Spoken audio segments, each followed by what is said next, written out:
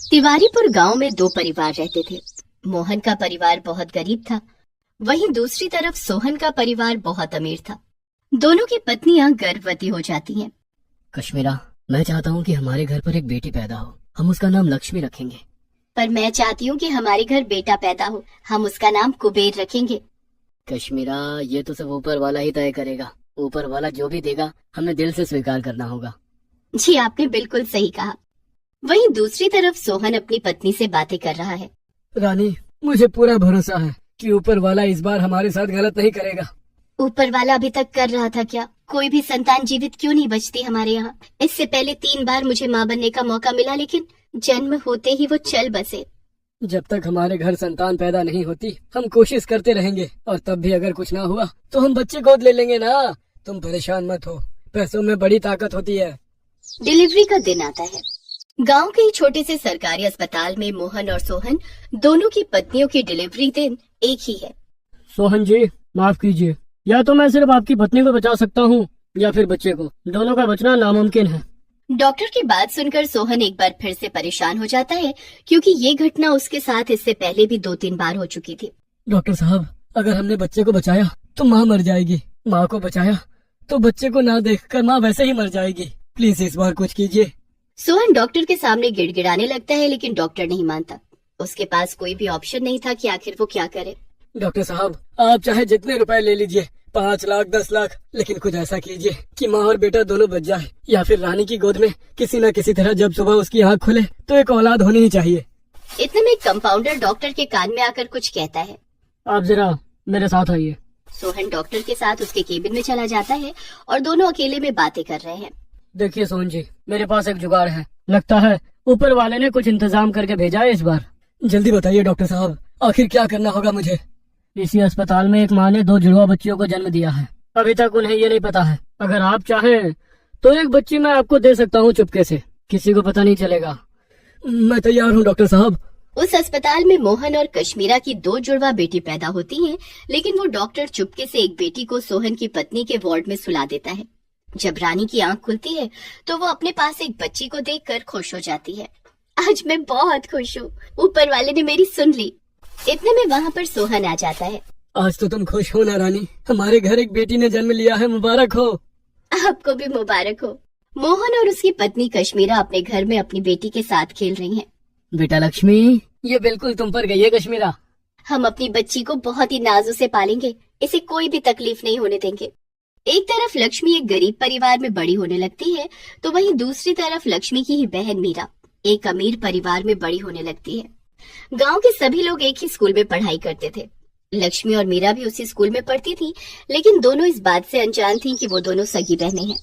मीरा, क्या तुम मेरी सहेली बनोगी? दूर हट मुझसे, तुम्हारी हिम्मत कैसे हुई मुझसे बात करने की? अगर मेरे माँ पापा को पता चल गया कि मैंने तुम जैसी भिखारिन से बात की है तो वो लोग मुझे बहुत डांटेंगे। मैं भिखारिन नहीं हूँ, तुम गलत समझ रही हो। मेरे माँ पापा ने सिखाया है, जितने भी गरीब लोग होते हैं सब भिखारी ही होते हैं। लक्ष्मी से उस स्कूल में कोई भी बात नहीं करता था, क्योंकि वो गरीब घर की लड़की थी। मीरा अपनी सहेलियों के साथ अक्सर बिल्लू काका की दुकान पर समोसे खाया करती थी और लक्ष्मी दूर से उन्हें देखा करती थी। मेरा भी समोसे खाने का मन होता है, लेकिन मैं पापा से नहीं कह सकती, वो वैसे ही परेशान रहते हैं। अरे बिल्लू काका, कभी कभी तो आप बहुत अच्छे समोसे बना देते हो, पर आज तो 1 नंबर की घटिया समोसे बनाए हैं आपने। नहीं खाने मुझे, फेंक दो सब लोग। मीरा और उसकी सहेलियां अपने अपने समोसे डस्टबिन में फेंक देती हैं और बिना पैसे दिए वहाँ से चले जाते हैं। दुकानदार उन्हें पुकारता रहता है, लेकिन वो एक नहीं सुनती।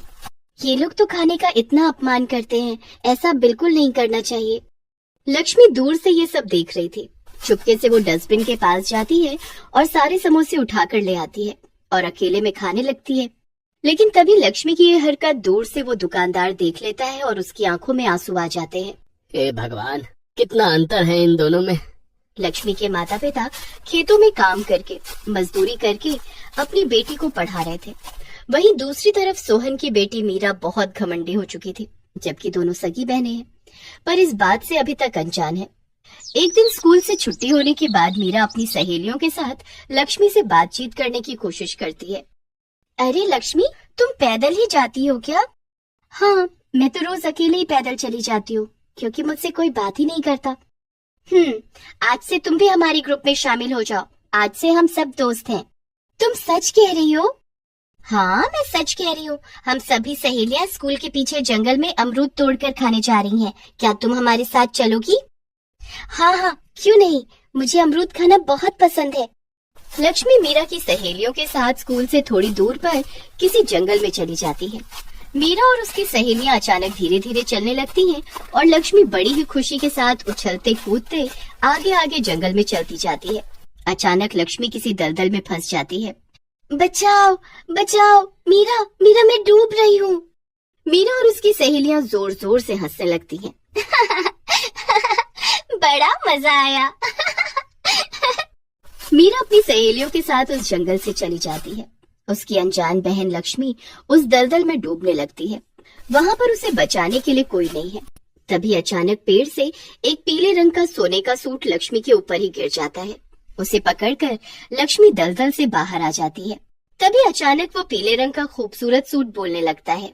आज के बाद तुम्हारी जिंदगी में कोई भी तकलीफ नहीं रहेगी। ये सूट तो बोल रहा है।